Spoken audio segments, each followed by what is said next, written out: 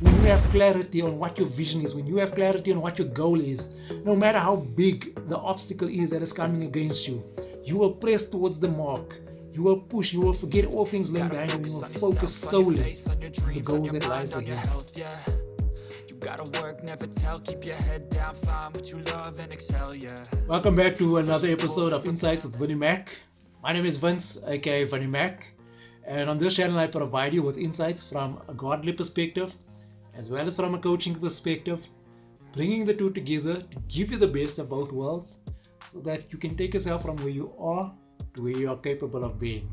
See, no one else can move you forward in life, only you have the power to move the needle in your life. But unless you are equipped, you're not going to be able to know how to move the needle in your life. And that is the vision and the drive of this particular channel, to provide you with practical skills that you can use on a day-to-day basis to elevate yourself. Now, if you do enjoy the content that I'm providing, please by all means do subscribe to the channel, like, and drop me your comments as well. I would love to hear your feedback.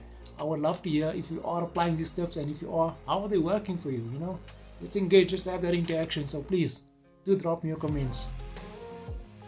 Last week I spoke about the power of speech, and a lot of people came back to me and asked me with regards to that.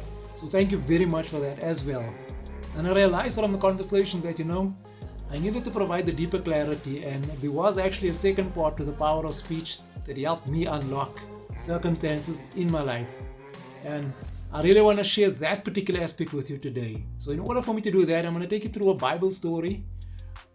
Bear with me, I'm going to take you through a Bible story, but also I'm going to share with you a testimonial after that at the end of this conversation to really give you a tangible result of how powerful this principle actually is. So stay tuned for that one, because you're going to love the testimonial that I do share with you on how effectively this principle actually works. So like I said, I'm going to share a Bible story with you, and it's not just any Bible story. This is like the Bible story that I actually love. As a child, this was one of my favorite Bible stories. David versus Goliath. Now I know, even if you're not a Christian, you would have heard that story before, because it's one of the most popular Bible stories of all time. But here's the thing, it's not just a story. And there are several deep laden principles in that particular testimonial. It's a testimonial of God, And if you look at that story very carefully, you will see some wonderful principles. See, before David went out to that battle to face off against Goliath, he was actually anointed as being the future king of Israel. So that was already important. That was an important build-up to this particular battle. And when he got to the battlefield, because remember, he wasn't even supposed to be there in the first place.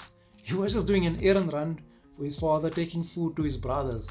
I don't want to go into the whole theology of David and his life and why he wasn't on the battlefield, but he was doing an errand, delivering food to his brothers on the battlefield. And when he got there, he noticed this Philistine, coming out. The Bible says he came out for 40 days prior to that, or 39 days prior to that, every day taunting the Israelites, asking them to send out their bravest warrior to come and face off against him in a one-on-one battle where the winner takes all. So whoever wins that battle, the opposing army would have to surrender to the winner. But none of the Israelites wanted to go face this guy. They were all scared. They just saw this guy's massive size. They were afraid that they were going to lose the battle in a one-on-one combat with this particular giant. So none of them wanted to face off with him. And every day would come out taunting them. Doesn't that sound familiar? Our everyday lifestyles, Every day we're running into obstacles, these giants, we can't get it. I don't have enough time. I don't have enough money, And it's just taunting us on a day-to-day basis, robbing us of the glory that is actually meant for us. So this is where the power of David's story really comes in. You see, when David got to the battlefield, when he heard this giant taunting, he didn't lose himself in the size of the giant. He didn't lose himself in the size of the challenge ahead. He inquired from the other soldiers, and he asked him, what will the king give to the man that defeats this Philistine? You see, in David's mind, the battle was already won. He understood the principle that I'm going to be teaching you right now. And he was focused more on the prize that was up for grabs. You see, even when his brothers came in and tried to reprimand him, he also brushed him off as well, because he was focused on the prize. That's what happens in our lives, Our family, our friends, those closest to us, they come and they detract us from the actual goal that we are chasing in our lives. They're telling us that it's not possible. Just because it wasn't possible for them, they want to tell us that it's not possible for us. This is what I love about David's story. This is one of the key principles that I took out of his story. He wasn't concerned with what anyone else said. He was focused on what was the prize or what was up for grabs. And that is why he asked on 3 occasions, what will the king give to the man that defeats this Philistine? And we all know that story wins. David goes out, he picks up 5 smooth stones. On his first shot to the giant, he drops the giant down and chops off his head. But what did he say before he attacked the giant? He said, you come to me with a sword, a javelin, and a spear. I come to you in the name of the Lord, the God of Israel. You see, the battle is not mine, it's the Lord's, and he shall give you to me this day. He shall give me victory over you this day. That is the principle that we are looking at today. You see, along with the power of speech, David understood the power of belief. Now, I'm looking at it from a Christian perspective, so I know he was believing in God. You might be looking at it from a different perspective, but the principle will always stay the same. See, the variables might change. The principle will never ever change.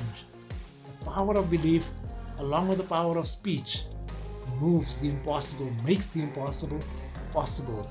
And why could David believe? Why could he speak boldly? Because not only did he believe in God, but he understood what the goal was. He understood what was up for grabs.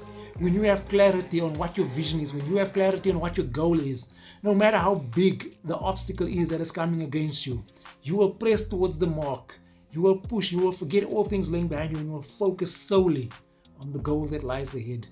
You see, this is why Abraham was so blessed, because God took him out of his tent and he said, look at the stars in the skies, look at the grains of sand on the earth. That is how numerous your descendants will be. God gave him a visual understanding of how he was going to bless him. And when you have a visual understanding of what is lying ahead for you, if you can see yourself having that marriage that you want to have, if you can see yourself having the financial breakthrough that you want to have, if you can see yourself having that which you desire to have in your life, being the person that can speak with authority in your workplace, being the person that can just drop sales left, right, and center, if you can see yourself doing that, and if you can speak it into life, speak the affirmation of that achievement into life, the power of belief, the power of speech will take you to that goal. I really hope that you're grabbing this principle, because like I said, I want to share with you a testimony about just how powerful this principle really is. I'm going to remove currencies because currencies is just going to complicate the explanation, so I'm just going to use numbers. So bear with me, please. I'm speaking about a principle that is extremely powerful. It does link up to my Christian belief, but you can still use this particular principle with what I just explained to you now, the power of speech and the power of belief. Okay, so in the Christian belief, we believe in tithing. We believe in giving the first tenth of our income to the Lord. Well, it comes back from giving the first tenth of your harvest to the Lord. But there's another principle that goes with that as well. And not many Christians actually practice this principle. So not many of them actually see breakthrough in their lives. The Bible speaks in the book of Genesis about Isaac that was living in a foreign land, and in a time of drought, Isaac sowed. And he bought grounds from everyone else around him, and he sowed in the time of drought. Now, any farmer worth his salt will tell you that you don't sow in the time of drought because there's no water to water the fields. Isaac trusted and he believed and he saw the outcome already. That is why he sowed. And the Bible says that God, in that same calendar year, not 2, 3, 4 years later, in the same calendar year, God blessed him with 100-fold blessing. Now, by understanding that principle, I sowed into my particular life over and above my tithe. The tithe belongs to God already. So I took additional funds out of my own account and I sowed it with this very belief that God is going to bless me 100-fold blessing. So I took in my currency 111 and I sowed it. That was on the 2nd of May. On the 1st of June, my income came back to me 100-fold and I got a payout of 11,527. Alright, now you can put that in whatever currency you use. So just imagine that, you're sowing 111 and you get back 11,527. And here's the kicker. I didn't have to sell anything to anyone. I didn't have to speak to anyone about my particular seed. I just trusted and I believed, and I kept speaking life into that situation the whole time.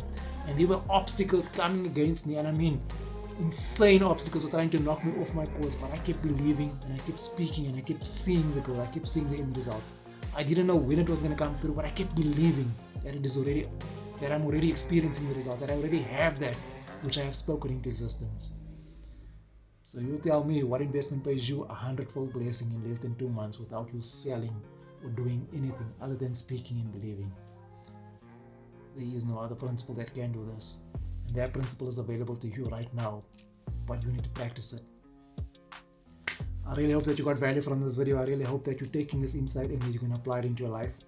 I believe that if you do apply it the way I explained it to you, that you are going to be seeing tangible results, and I'll be hearing your testimonies. I would love to hear that. So do drop me your comments, do drop me your feedback.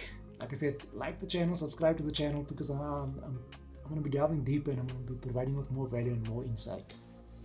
So for now, this is Vinnie Mac saying change your thinking, change your world.